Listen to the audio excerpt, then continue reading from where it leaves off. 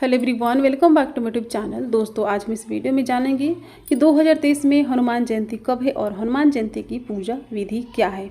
दोस्तों, हनुमान जयंती के दिन पूजा करने के लिए सबसे पहले जहाँ पर भी पूजा करनी हो वहाँ पर अच्छी तरह से साफ़ सफाई करके गंगा जल का छिड़काव करके और उसके बाद एक चौकी लगा करके लाल कपड़ा बिछा करके और पूजा करने के लिए हनुमान जी की फ़ोटो चाहिए होती है।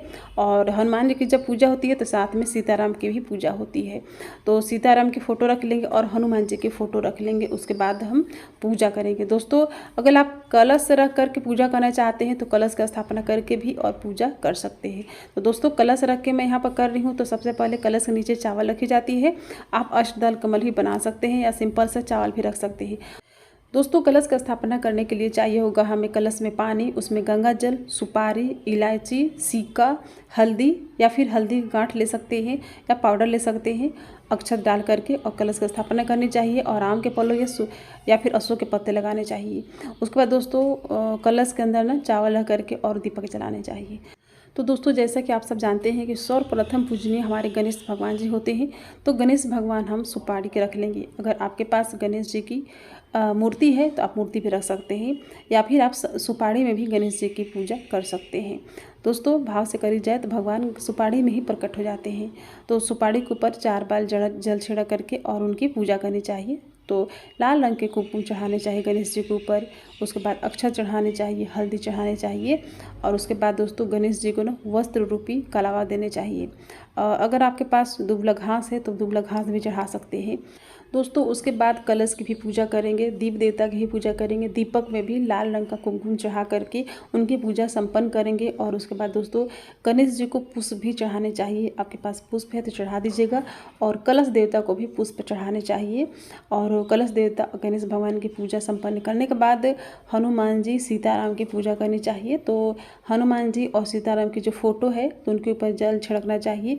अगर आपके पास मूर्ति है तो मूर्ति को पंचामृत से अभिषेक करके पूजा कीजिएगा। तो और या फिर आप जल से भी सिंपल जो नॉर्मल जल होते हैं इसमें गंगा जल मिला करके पूजा कर सकते हैं। जल चढ़ाने के बाद लाल रंग के कुमकुम का टीका लगाना चाहिए। दोस्तों, हनुमान जयंती के दिन आप हनुमान जी के नाम से व्रत भी रख सकते हैं। अगर आपकी कोई मनोकामना है तो आप व्रत भी रख सकते हैं। व्रत में जैसे कि लाल रंग के फल खाने चाहिए और जैसे कि गुड़ हो गए, चना हो गई, सेब हो गए, ऐसे जो फल होते हैं जो लाल रंग के होते हैं तो लाल रंग के फल खा करके और इस व्रत को संपन्न कर सकते हैं। अगर व्रत रखना हो तो एक दिन पहले से ही शुद्ध सात्विक भोजन करने के बाद और हनुमान जयंती की पूजा करके और व्रत रखना चाहिए तो रखना चाहते हैं तो रख सकते हैं। उसके बाद हनुमान जी के ऊपर हल्दी कुमकुम चढ़ाने के बाद, सिंदूर चढ़ाने के बाद वस्त्र रूपी कलावा देने चाहिए और उनको पुष्प की माला देनी चाहिए। अगर पुष्पों की माला नहीं है तो जो रेडीमेड माला आती है वो भी चढ़ा सकते हैं। तो मैंने यहाँ पर ऑरेंज कलर की माला दी है। उसके बाद दोस्तों पीपल के पत्ते में ना राम नाम लिख करके और इनको चढ़ाने चाहिए। पीपल के पत्ते 11, 21, 7, 5 की संख्या में ले सकते हैं। उसके बाद जब चढ़ जाए तो उसके बाद लाल रंग के पुष्प हनुमान जी को चढ़ाए जाते हैं। तो लाल रंग के पुष्प अगर आपको मिल जाते हैं तो आप लाल रंग के पुष्प चढ़ा लीजिएगा। गुलाब के पुष्प भी चढ़ा सकते हैं या उड़हल के फूल होते हैं ये भी चढ़ा सकते हैं। इससे हनुमान जी प्रसन्न होते हैं। उसके बाद दोस्तों हनुमान जी को अक्षत चढ़ाने चाहिए। उसके बाद दोस्तों हनुमान जी को ना पीपल के पत्ते के ऊपर तुलसी दल रख करके और भोग लगाने चाहिए। तुलसी दल के साथ साथ आपके पास जो भी हो खाने पीने की चीज़ें आप हनुमान जी को भोग लगा सकते हैं। मैं यहाँ पर ड्राई फ्रूट्स और तुलसी दल रख करके और भोग लगा दूँगी। दोस्तों, आप ऋतु फल का भोग लगा सकते हैं। उसके बाद हनुमान जी को जैसे कि गुड़ और चना का भोग लगाया जाता है, आप कच्चा चना भी ले सकते हैं और ये जो पक्का चना भूंजा हुआ है वो भी ले सकते हैं। उसके बाद लड्डू का भोग लगाने चाहिए हनुमान जी को। और जैसा कि मैंने बताया ऋतु फल का भी भोग लगा सकते हैं। उसके बाद पानी चढ़ाने चाहिए। उसके बाद दोस्तों हनुमान जयंती के दिन पीपल के पत्ते के ऊपर ना राम नाम लिख करके और हनुमान जी को चढ़ा दीजिएगा। इससे हनुमान जी प्रसन्न होते हैं और जो मनोकामना होती है अब मांग लीजिएगा। हनुमान जी इस दिन जरूर आपकी मनोकामना पूर्ण करेंगे।